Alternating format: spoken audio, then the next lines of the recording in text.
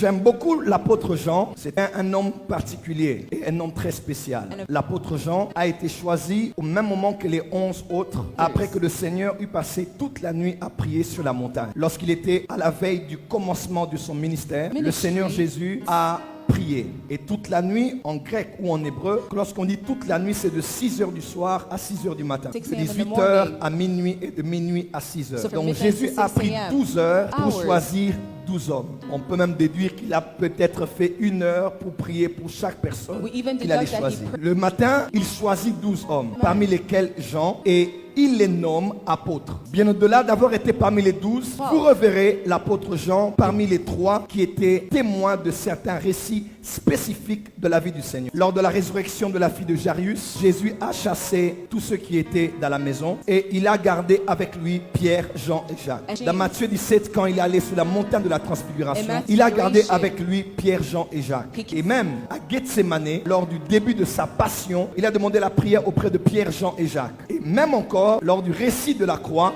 Jean est pratiquement le seul cité au bas de la croix avec la mère du Seigneur qui était à ses côtés. Il a entendu les paroles du Seigneur lui dire: fils, voici ta mère, et mère, voici ton fils. Quand vous lisez plus tard, vous allez voir que Jean, l'histoire de l'église dit, il est mort à Éphèse, où il était enterré avec la mère de Jésus. Jean a écrit l'évangile qui porte son nom. Jean a écrit 3 épîtres, 1 Jean, 2 Jean et 3 Jean. Jean était un évêque à l'époque qui supervisait plusieurs églises dans l'église de la première ère. L'histoire de l'église dit que Jean était d'une lignée de sacrificateurs. C'est pour cela qu'il met de l'emphase dans son récit de la mort de Jésus en parlant du souverain sacrificateur. Jean était apôtre et Jean était aussi prophète. Il est celui qui a écrit le livre d'Apocalypse. Il a vu les choses qui étaient et celles qui allaient arriver. Et Apocalypse, c'est en majorité la grande tribulation, les événements qui auront lieu après l'enlèvement de l'église jusqu'au jugement dernier et même la félicité éternelle. Mais ce que j'aime, c'est que l'apôtre Jean parle de lui-même, mais de manière très discrète dans l'évangile de Jean. Comment se présente-t-il? Il dit toujours le disciple que Jésus aimait beaucoup.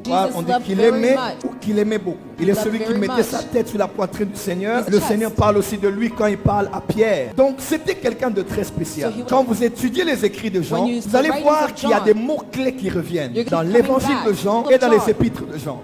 Il y a le mot vérité qui revient beaucoup. Il y a le mot lumière. Il y a le mot connaissance, le verbe connaître. Il y a le mot vie. Il y a aussi le mot amour. Et l'histoire de l'église dit, lorsque Jean mourait, après avoir été dans l'île de Patmos, Jean a fermé les yeux en s'écriant: aimez-vous les uns les autres. C'est comme ça que le prophète qui a vu l'Apocalypse, qui a vu les anges, les séraphins, les temps de la fin, ce sont ses dernières paroles. Aimez-vous les uns les autres. Alors, comment ce prophète le plus spirituel, ce prophète qui a vu des choses incroyables, quand vous lisez même Jean, l'évangile de Jean ne fait pas partie des évangiles synoptiques. Les évangiles synoptiques, c'est les évangiles qui vont dans la même direction. Matthieu, Marc et Luc. Ils parlent un peu des mêmes choses. Mais Jean, il est vraiment au nord. Et il ne parle pas comme tout le monde. Matthieu parle aux Juifs, Marc parle aux Romains, Luc révèle l'humanité du Seigneur. Mais Jean, suivez-moi très bien. Quand Jean commence, qu'est-ce qu'il dit? Jean dit au commencement, donc il fait même un commentaire de Genèse inversée. Il dit au commencement était la parole. Elle était avec Dieu, elle était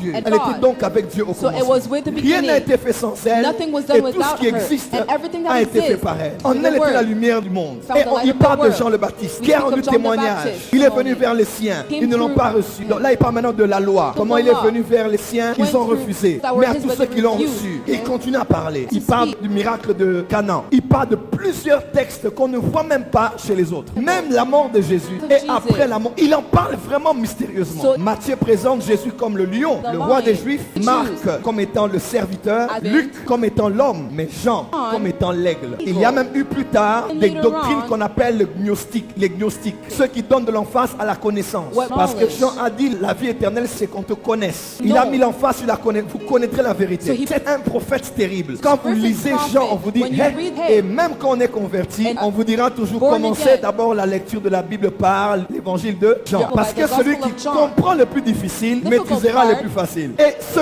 grand prophète qui a été là sur la montagne de transfiguration, ce grand prophète qui même plus tard a vu Jésus ressuscité, il a été au ciel, il a vu les temps de feu, il a vu la nouvelle Jérusalem. Lorsqu'il meurt, quand vous lisez 1 Jean, 2 Jean, 3 Jean, il parle de l'amour. pourquoi l'homme le plus spirituel peut finir sa marche sur la terre en entrant dans le monde spirituel tout en finissant avec l'amour. Parce que l'amour est la plus grande dimension de la spiritualité. La maturité chrétienne ne s'évalue pas par les dons spirituels manifestés. La maturité chrétienne ne s'évalue pas par le nombre de fidèles qu'on a à l'église. La maturité chrétienne ne s'évalue pas par les titres et le nombre d'années qu'on a dans la vie chrétienne. Maturité n'est pas toujours synonyme d'ancienneté. Il y a des gens qui ont fait 20 ans, 30 ans, mais qui ne sont pas matures. La maturité, quand est-ce qu'un arbre produit du fruit? C'est lorsqu'il devient mature. Et l'apôtre Paul a dit que le fruit que produit un arbre mature, le fruit de l'esprit, il n'a pas dit les fruits de l'esprit, il a dit le fruit de l'esprit, c'est l'amour. C'est l'amour. En Amérique latine, il existe un fruit, quand vous le mangez, il y a le goût de la banane, de la mangue, de la pomme, de beaucoup d'autres fruits. C'est le même fruit, mais avec différents goûts. Il y a un seul fruit de l'esprit. Il n'y a pas 9 dons spirituels, 9 fruits de l'esprit. Non, non. Il y a un seul fruit de l'esprit. Mais c'est comme ce fruit, il y a la joie, il y a la tempérance, il y a la bonté. Donc tous ces goûts-là sont contenus dans l'amour. Frère, les hommes les plus spirituels ne sont pas les plus grands prieurs en langue, ne sont pas les plus grands guerriers dans les retraites, ne sont pas les plus grands opérateurs de miracles. Les hommes les plus spirituels sont reconnus par une chose, par leur connaissance, leur révélation et leur pratique de l'amour.